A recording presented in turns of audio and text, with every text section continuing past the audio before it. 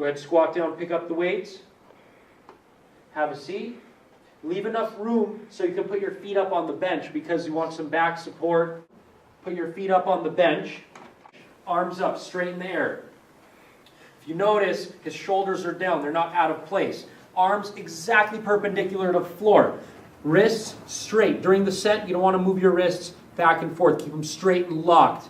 Go ahead and come down to a 90-degree angle. So he's coming right there. Bam, 90 degrees. You come up, shoot up, squeeze that tricep. The minute your arm passes 90-degree angle, it takes pressure off of the tricep. Breathing in on the way down, blowing out on the way up. The head is nice and straight. He's looking upward, not looking around for neck pain. If you notice, he's not moving his arms back and forth. The minute you start moving your arms back and forth, this way you hit yourself in the head and you can injure your shoulder. Go ahead, come down now.